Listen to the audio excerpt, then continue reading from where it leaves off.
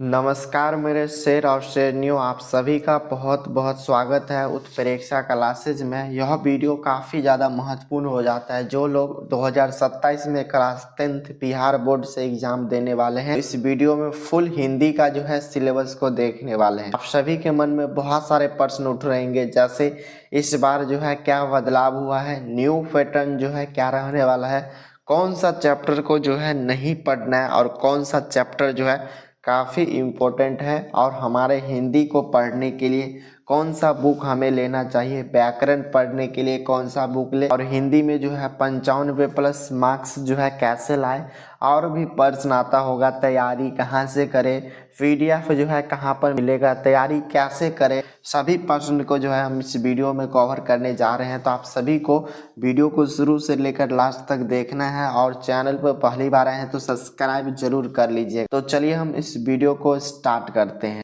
तो यहाँ पर हम देखने वाले हैं, ये हमारा हिंदी हो जाता है, और हिंदी को जो है 3 भागों में बांट दिया गया है। सबसे पहले हमारा देखेंगे तो गधोली जो भाग 2 है क्लास 10th हिंदी, ये हमारा हो जाता है। दूसरा में बात करें तो ये हमारा हो जाता है वर्णिका क्लास 10th के लिए, वर्णिका से भी क्वेश्चन आता है। और तीसरा भाग हमारा हो जाता है ग्रामर, जिसे व्याकरण बोलते हैं। तो ये 3 भागों में बांटा गया, और सभी के हम एक एक चैप्टर को देखने वाले हैं बहुत ही डिटेल में। तो देखिएगा, हमारा पहला हो जाता है श्रम विभाजन और जाति प्रथा, और इसके देखेंगे लेखक कौन हो जाते हैं, तो भीमराव अंबेडकर जी हो जाते हैं। और पूछा जाएगा यह क्या होता है, तो याद रखना हम लोग को, यह जो है निबंध है। तो यहाँ पर ऐसे 3 पॉइंट देखेंगे, इन सभी से भी ऑब्जेक्टिव बनते हैं। दूसरा यहाँ पर हम देखने वाले हैं विश्व के दांत, और यह पूछा जाएगा गद्य की कौन सी विधा होता है, तो यह गद्य की एक कहानी है, और इसके जो लेखक हो जाते हैं नलिन बिलोचन शर्मा जी हो जाते हैं। तो यहाँ पर आप सभी को इसको भी याद रखना होगा। आगे हम देखने वाले हैं तीसरा नंबर जो चैप्टर हो जाता भारत से हम क्या सीखे, इसके लेखक देखेंगे तो मैक्स मुलर जी हो जाते हैं। और यह पूछा जाएगा क्या क्या है गद्य की कौन सी विधा है, तो याद रखिएगा यह जो है स्पीच है, जिसे भाषण बोलते हैं। आगे का चैप्टर हम यहाँ पर देखने वाले हैं, चौथा नंबर चैप्टर नाखून क्यों बढ़ते हैं। नाखून क्यों बढ़ते हैं यह पूछा जाएगा, लेखक इसके लेखक साहब कौन हो जाएंगे, तो याद रखिएगा हजारी प्रसाद द्विवेदी हो जाएंगे। हम शॉर्ट में लिख रहे हैं, आप सभी को समझ जाना है। और पूछा जाएगा गद्य की कौन सी विधा है, तो याद रखिएगा यह जो है ललित निबंध है, आप सभी को याद रखना है। आप चलिए हम देखेंगे चैप्टर नंबर 5, देखेंगे तो नागरी लिपि हो जाते हैं, और इसके लेखक साहब पूछे जाएंगे कौन है, तो याद रखिएगा गुणाकार मूल्य साहब जी हो जाएंगे। और पूछा जाएगा गद्य की कौन सी विधा है, तो याद रखना है हम लोग को, यह जो है एक निबंध है। चलिए हम आगे का चैप्टर देखने वाले हैं, 6 नंबर चैप्टर है बहादुर। काफ़ी जो है इंटरेस्टिंग चैप्टर है, पढ़ने में बहुत ही मज़ा आता है। देखेंगे तो यह चैप्टर के लेखक जो है अमरकांत जी हो जाते हैं। और यहाँ पर पूछा जाएगा यह क्या है, गद्य की कौन सी विधा है, तो यहाँ में याद रखना है यह जो है एक कहानी है। 7 नंबर चैप्टर देखेंगे तो परंपरा का मूल्यांकन हो जाएंगे, और इसके जो लेखक जी हो जाते हैं रामविलास शर्मा जी हो जाएंगे। यह गद्य की कौन सी विधा हो जाता है, तो यह गद्य की विधा हमारा निबंध हो जाता है। आगे देखने वाले हैं 8 नंबर चैप्टर है हमारा जित जित मैं निरखत। यह चैप्टर देखेंगे तो इसके लेखक साहब जो हमारा कौन हो जाते हैं, तो बिरजू महाराज जी हो जाते हैं। और पूछा जाएगा गद्य की कौन सी विधा है, तो यह जो हमारा साक्षात्कार है, यहाँ पर आप सभी को याद रखना है। और देखेंगे 9 नंबर हमारा चैप्टर देखिएगा तो अविन्यो हो जाते हैं, और इसके जो लेखक पूछा जाएगा कौन है, तो याद रखना है हम लोग को अशोक वाजपेयी जी है। और पूछा जाएगा गद्य की कौन सी विधा है, तो याद रखिएगा ललित रचना है। तो यहाँ पर कंफ्यूज नहीं होना है, ललित निबंध नहीं है बल्कि ललित रचना है। और आगे का चैप्टर देखिएगा 11 नंबर चैप्टर है नौबत खाने में इबादत, और इसके जो देखेंगे लेखक तो यतंत्र जो है मिश्र जी है। याद रखना है हम लोग को यतंत्र मिश्र जी। पूछा जाएगा गद्य की कौन सी विधा है, तो याद रखना है हम लोग को यह जो है व्यक्ति चित्र है। आगे हम देखने वाले हैं लास्ट नंबर जो चैप्टर है हमारा गद्य का हो जाता है शिक्षा और संस्कृति। पूछा जाएगा इसके जो लेखक हो जाएंगे तो MG हो जाएंगे, यानी महात्मा गांधी जी है। और पूछा जाएगा यह गद्य की कौन सी विधा है, तो याद रखना है हम लोग को यह जो है शिक्षा शास्त्र हो जाएंगे। तो ये जो हमारा गद्य के जो है टोटल 12 चैप्टर है। अब हम यहाँ पर देखेंगे तो काव्य खंड में भी टोटल जो है 12 चैप्टर है। तो फर्स्ट चैप्टर यहाँ पर देखेंगे हम लोग राम नाम विरथे जगी जन्मा, और इसमें 2 पोइम है। एक पोइम और है जिसका नाम है जो नर दुख दुख नहीं माने। ये जो हमारा 2 पोइम है, और पूछे जाते हैं इसके लेखक कौन हो जाते हैं, तो नानक जी शॉर्ट में याद रखना है, नहीं तो गुरु नानक। आगे का चैप्टर देखिएगा, सेकेंड नंबर चैप्टर हो जाता है प्रेम आईनी श्री राधिका। और यहीं पर दो पंक्ति, इसमें भी दो पोइम दिया गया, एक ऊपर एक नीचे। तो दूसरा का नाम हो जाता है करीर के कुंजन ऊपर बारो। पूछा जाएगा इसके जो है कवि कौन हो जाएंगे, तो रस खान जी हो जाएंगे। आगे का चैप्टर देखेंगे, हमारा तीसरा नंबर चैप्टर है अति सुधो स्नेह को मारक। और यहाँ पर एक और इसका भी पोएम है, मोह आंसू वाहिनी ले बरसे। ये दोनों के पूछे जाएंगे कवि कौन हो जाते हैं, तो यहाँ पर घनानंद जी हो जाते हैं। इसमें हम घनानंद के जीवन के बारे में पढ़ते हैं, उसकी प्रेमिका के बारे में देखने को मिलता है। आगे देखेंगे हमारा चैप्टर नंबर 4 है, जिसका नाम है स्वदेशी। और इसके देखे पूछे जाएंगे पोइट साहब कौन है, यानी कवि कौन हो जाते हैं, तो बद्री नारायण चौधरी प्रेमघन जी आ जाते हैं। तो शॉर्ट में हम लोग इसे प्रेमघन के नाम से याद रख लेते हैं। और इसका पूरा नाम बद्री नारायण चौधरी प्रेमघन, यानी अपने देश भारत के बारे में, स्वदेशी के बारे में हम इसमें जानते हैं। आगे का देखने वाले हैं 5 नंबर चैप्टर है हमारा भारत माता। इसके देखेंगे कवि तो हमारा सुमित्रा नंदन पंत जी है। लोग इसको जो है शॉर्ट में हम लोग पंत जी के नाम से याद रखेंगे। और भारत माता के बारे में हम इसमें भारत के बारे में बहुत सारे जानकारी हमें प्राप्त होता है। आगे का चैप्टर देखिएगा 6 नंबर चैप्टर है, काफ़ी जो है इम्पोर्टेंट चैप्टर है, जनतंत्र का जन्म। तो देखेंगे ये चैप्टर के जो लेखक हो जाते हैं दिनकर जी हो जाएंगे, शॉर्ट में दिनकर जी बोलते हैं। इसका जो है पूरा नाम हमारा रामधारी सिंह दिनकर जी है। इसमें जो हम लोग इसमें देखेंगे तो जनता के बारे में इसमें हम लोग पढ़ते हैं। आगे का चैप्टर देखेंगे 7 नंबर चैप्टर है हमारा हिरोशिमा। इसके जो लेखक हो जाते हैं अज्ञे जी है, शॉर्ट में इसे अज्ञे बोलते हैं। इसका पूरा नाम जो है बहुत ही बड़ा है, सचिदानंद हीरानंद वासन अज्ञे। यह जो है हिरोशिमा के बारे में जानते हैं। जैसे अमेरिका के द्वारा जो हुआ था, तो 2 जगह जो परमाणु बम गिरा दिया गया था, उसके कारण जो है वहाँ की लोगों के कैसी स्थिति हो गया, इस पोएम के माध्यम से जो हम लोग वो जानने वाले हैं। आगे का चैप्टर देखेंगे 8 नंबर चैप्टर है हमारा एक वृक्ष की हत्या। इसके जो देखेंगे पोइट साहब हमारा हो जाते हैं कुंवर नारायण जी है। और इसमें देखेंगे एक वृक्ष के बारे में हम लोग जानने वाले हैं यहाँ पर। तो याद रखिएगा यह भी चैप्टर जो है काफ़ी ज़्यादा इम्पोर्टेंट है। 9 नंबर चैप्टर देखेंगे हमारी नींद। तो ये इसके जो लेखक साहब हो जाते हैं वीरेन डंगवाल जी हैं। इसमें हम लोग देखते हैं जब हम लोग एक नींद लेते हैं तो उसमें जो है किसी जीव का जो है जीवन चक्र कैसे पूरा हो जाता है, इसमें ये जानकारी हमें मिलता है। आगे का चैप्टर देखेंगे 10 नंबर चैप्टर है हमारा अक्षर ज्ञान। इसके जो देखेंगे कवित्री हो जाएंगे, यहाँ पर ये कवि नहीं है, कवित्री है, जिसका नाम है हमारा अनामिका जी हो जाएंगे। इसमें हम लोग देखेंगे कैसे बच्चा जो है शुरू से जब पढ़ना स्टार्ट करते हैं तो कैसे क पर आके अटकता है, कैसे ख पर आके अटक जाता है, ग कैसे पढ़ते हैं, ग को बच्चा क्या समझ लेता है, घ को बच्चा क्या समझ लेता है, अंग को बच्चा क्या समझ लेता है, यानी ड का मतलब समझ लेता है माँ, और इस जो बिंदु दिया रहता है इसका मतलब समझ लेता बेटा, यानी जो है माँ की गोद में बैठा है। इसके बारे में इस पोएम में हम लोग समझते हैं। आगे का चैप्टर देखेंगे 11 नंबर चैप्टर हमारा हो जाता है लौट कर आऊँगा फिर। इसके जो कवि हो जाते हैं हमारा जीवनानंद दास जी हो जाते हैं। तो याद रखना है हम लोग को, जैसे जो है यहाँ पर बंगाल के ये कवि है, यानी बोल रहे हैं अगले जन्म में जो है हम लोग आएंगे तो ये बनने की उनकी इच्छा है। तो उस पोएम के माध्यम से बहुत सारी चीज़ बताते हैं।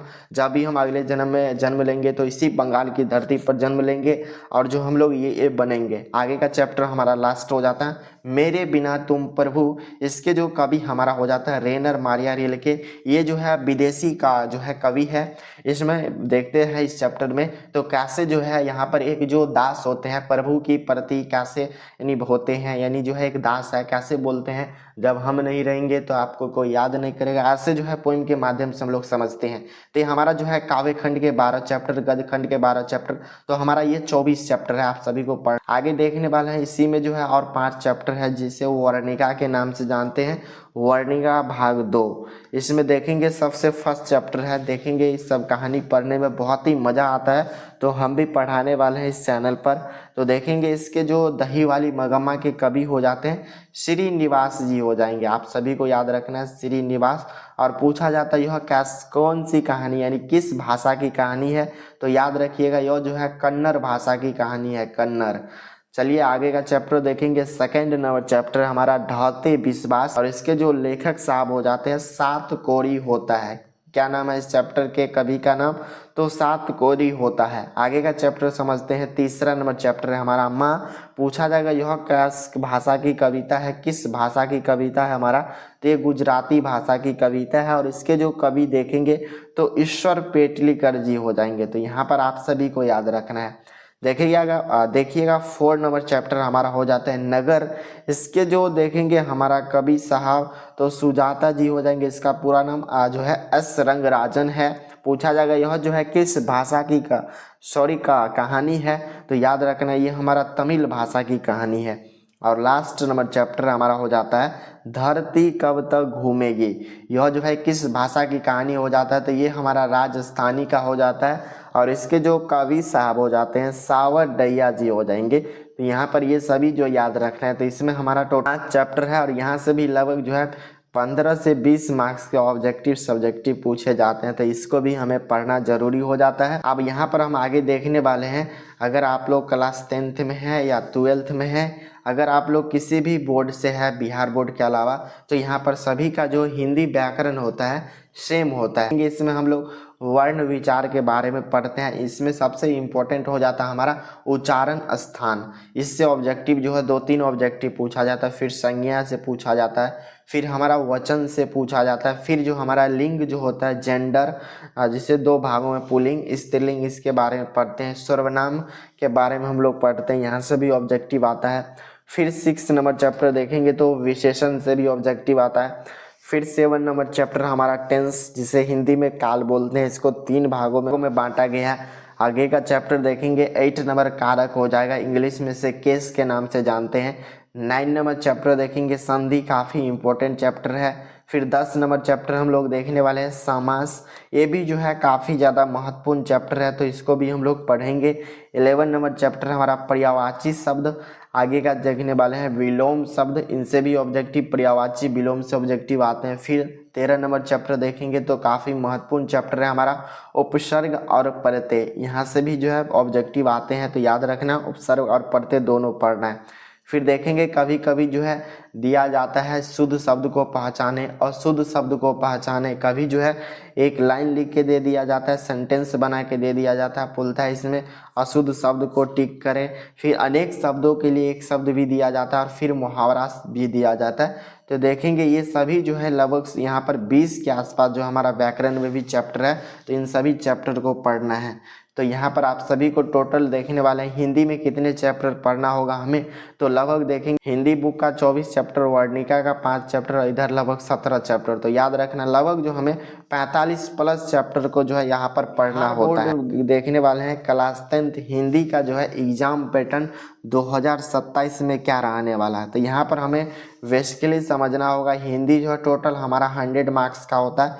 इसको जो है 2 भागों में बांटा गया। पहला हमारा वाला जो भाग हो जाता है ऑब्जेक्टिव पूछा जाता है, दूसरा वाला भाग जो हो जाता है हमारा सब्जेक्टिव। 2 भाग से पूछा जाता है। लगभग जो हमारा 50% ऑब्जेक्टिव पूछा जाता है और 50% जो हमारा सब्जेक्टिव पूछा जाता है। तो यहाँ पर हम सब्जेक्टिव ऊपर बात करते हैं, पहले ऑब्जेक्टिव को समझते हैं। तो यहाँ पर हमें याद रखना है टोटल जो है हमारे एग्जाम में 100 जो है ऑब्जेक्टिव दिया जाता है और उसमें से जो है हमें सिर्फ और सिर्फ 50 का ऑब्जेक्टिव का जवाब देना होता है। अगर उससे ज़्यादा ऑब्जेक्टिव का जवाब देते हैं तो यहाँ पर जो हमारा जहाँ से बनाए हैं हम लोग, जैसे 1 से बना है तो यहाँ से काउंट करके 50 तक दे दिया जाएगा। जैसे हम लोग 10 से बनाए तो 10 से स्टार्ट होगा 60 तक देखेगा। इसके बीच में 50 ऑब्जेक्टिव पूरेगा तो इसी को चेक किया जाएगा, यानी उससे ज़्यादा का चेक नहीं किया जाएगा। तो इसमें हमें टाइम लॉस होगा, तो इसीलिए जितना पूछा जाएगा उतना ही जवाब देंगे। फिर आगे अब यहाँ पर देखेंगे एक जो हमारा 1 मार्क्स का होता है, तो 50 × 1 तो हमारा 50 मार्क्स ऑब्जेक्टिव कंप्लीट हो गया।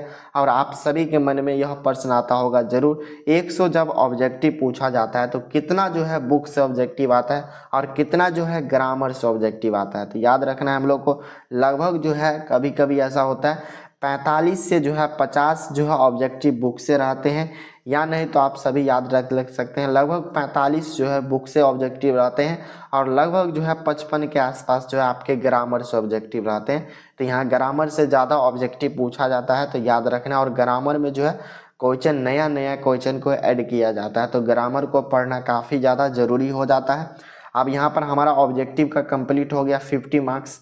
अब यहाँ पर हम सब्जेक्टिव के ऊपर बात करेंगे। तो सब्जेक्टिव के ऊपर यहाँ पर हम लिखे हैं, जैसे आप सभी के मन में आता होगा बुक्स जो है कितने मार्क्स के जो है क्वेश्चन बनते हैं सब्जेक्टिव में, तो याद रखना है यहाँ पर 15 मार्क्स के इधर बनते हैं। और उधर ऑब्जेक्टिव की बात करें तो लगभग 45, तो याद रखना है बुक से 60 मार्क्स के क्वेश्चन बनते हैं। जैसे यहाँ पर हम लोग देखेंगे तो 2 मार्क्स वाला जो क्वेश्चन होता है जिससे हम लोग शॉर्ट क्वेश्चन बोलते हैं, लघु उत्तरीय क्वेश्चन बनते हैं।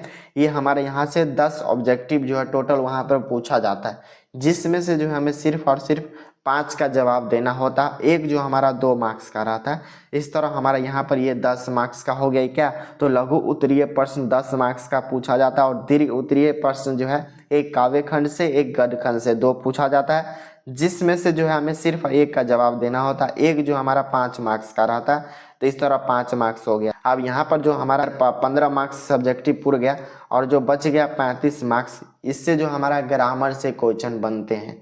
तो यहाँ पर हम लोग देखेंगे ग्रामर से 35 मार्क्स के क्वेश्चन बनते हैं। जैसे देखेंगे यहाँ पर गद्यांश जो है यहाँ पर हमारा टोटल जो है 4 दिया जाता है, जिसमें से जो हमें 2 बनाना होता है और अथवा करके भी इसमें दे दिया जाता है। तो 4 में से 2 बनाना होता है। एक गद्यांश जो हमारा 10 मार्क्स का रहता है, तो इस तरह 2 हमारा 20 मार्क्स का हो गया। और गद्यांश में ये पूछा जाएगा, जैसे किसी भी व्यक्ति के ऊपर पूछ लिया जाए, कोई भी हो जाए। जैसे मान लीजिए यहाँ पर हम एग्जाम्पल के माध्यम से समझाते हैं, महात्मा गांधी के बारे में पूछ लिया जाएगा, तो महात्मा गांधी जी के बारे में लिख के दे दी जाएगा। महात्मा गांधी के जो है माता जी का ये नाम है, उनके पिताजी का ये नाम है, ये इनका जन्म जो है गुजरात में हुआ था। इन्होंने जो है पढ़ाई करने के लिए लंदन गए थे। उन्होंने जो है 1815 ईस्वी में भारत लौटे थे। ऐसे जो उनके बारे में बहुत सारे पॉइंट लिख देंगे और उसमें से क्वेश्चन पूछा जाएगा। जैसे पूछा जाता है महात्मा गांधी के जो है पिताजी का क्या नाम था, ऐसे क्वेश्चन बनता है। फिर दूसरा क्वेश्चन यहीं पर बन जाता है उनके माता जी का नाम। तो भारत जो है कितने ईस्वी में आए और उन्होंने जो है पढ़ाई कहाँ से किए हैं। तो इस चैनल पर भी हम पिछले बार करवाए हैं। जब आप सभी का एग्जाम नज़दीक होता तो अक्टूबर नवंबर में गद्यांश कैसे लिखे उसके ऊपर वीडियो बनाएंगे। आगे हमारा निबंध के ऊपर क्वेश्चन बनते हैं। जैसे हम लोग इसको इंग्लिश में ऐसे के नाम से जानते हैं। जैसे हम लोग बचपन में जो लिखते थे वो वाला निबंध नहीं लिखना है। जैसे हम लोग बचपन में गाय के ऊपर लिखते थे, फिर इसी तरह का हाथी के ऊपर लिखते थे, तो वो वाला निबंध हमारा नहीं होता। यहाँ में कुछ अलग होता है जो कि 10 मार्क्स का पूछा जाता है। लगभग यहाँ जो हमारा 5 निबंध पूछा जाता है, जिसमें से जो है हमें सिर्फ एक और निबंध का जवाब देना होता है। इसमें जो है सभी पॉइंट दिया जाता है, इस पॉइंट के बारे में इतना लिखना है। 5 पॉइंट दिया जाता है, सभी पॉइंट में जो लगभग 5-6 लाइन लिखना होता है। तो ये हमारा 10 मार्क्स का होता है। आगे हम देखेंगे लेखन पत्र 2 प्रकार के होते हैं, आप सभी को पता होगा, अनौपचारिक औपचारिक पत्र।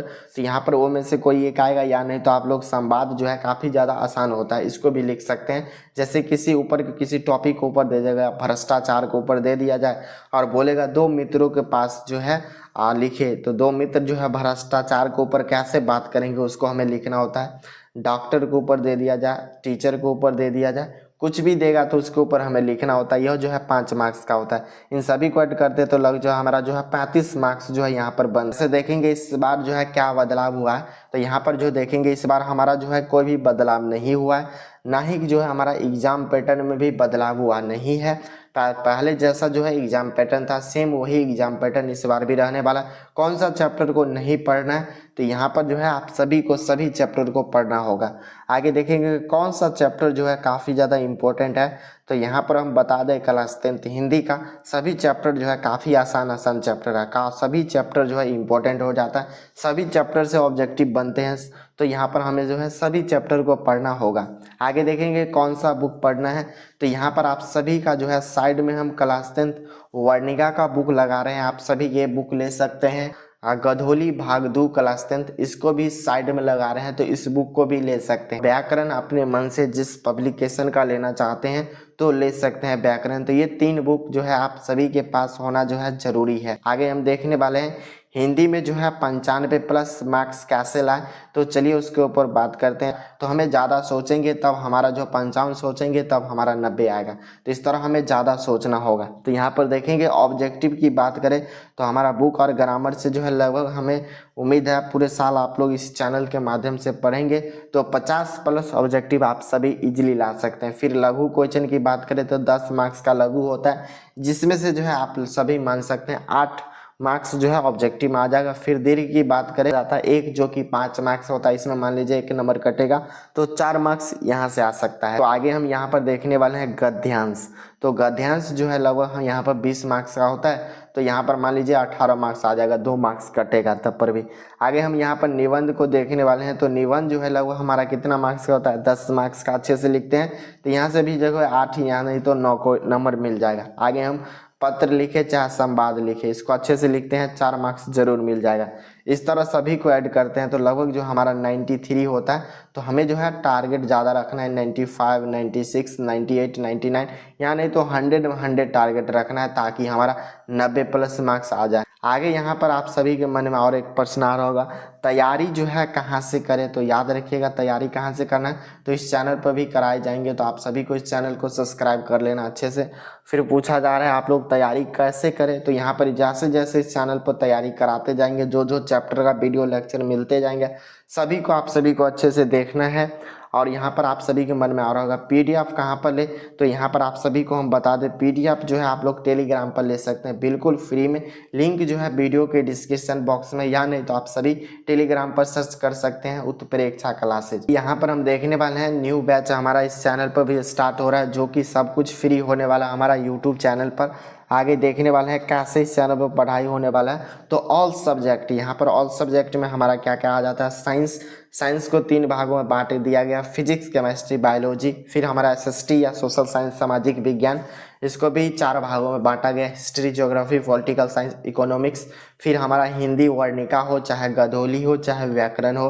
फिर हमारा संस्कृत कहा जाता है, संस्कृत में फ्यूसम भाग 2 हो चाहे व्याकरण हो। इन सभी का जो है चैप्टर वाइज वीडियो लेक्चर यहाँ पर इस चैनल पर मिलेंगे, वो भी नोट्स के माध्यम से यहाँ पर पढ़ाए जाएंगे। और इसके जो भी इम्पोर्टेंट वीवी या ऑब्जेक्टिव क्वेश्चन रहेंगे प्रत्येक चैप्टर का कराए जाएंगे। फिर इम्पोर्टेंट सब्जेक्टिव क्वेश्चन को कराए जाएंगे इस चैनल पर। और पिछले जो है लगभग 4 से 5 सालों का जो हम लोग मॉडल पेपर का सोल्यूशन करने वाले हैं। और आगे आप सभी के लिए काफ़ी ज़्यादा इंपॉर्टेंट पॉइंट है, क्वेश्चन बैंक इस चैनल पर सॉल्व करवाए जाएंगे, जो कि हमारा 2018 से लेकर 26 तक लगभग जो है 6 से 7 साल हो जाता है। इसी को कर लेते तो लगभग हमारा 1000 के आसपास ऑब्जेक्टिव चला जाता है। चाहे सब्जेक्टिव की भी बात करें तो यहाँ से हमारा कवर हो जाता है। आप सभी को पता होना चाहिए लगभग जो हमारा 60 से जो है 70% क्वेश्चन जो है क्वेश्चन बैंक यानी PYQ यानी जो है पिछले साल के पूछे गए क्वेश्चन से रिपीट हो जाता है। तो इसीलिए क्वेश्चन बैंक करना जरूरी है। और आप सभी को बता ही दिए है टेलीग्राम को ज्वाइन करना है। आप सभी को यह वीडियो को देखने के लिए बहुत बहुत धन्यवाद। अगले सब्जेक्ट के सिलेबस के डिस्कशन के साथ, तब तक आप लोग इसको एक बार ना समझ में आए तो 2 बार जरूर देखिए। प्रत्येक विद्यार्थी जो है लगभग 2-3 महीना बाद जो है सिलेबस को भूल जाता है, तो आप लोग 2-3 महीना बाद इसको देखते रहिए। चलिए, जय हिंद।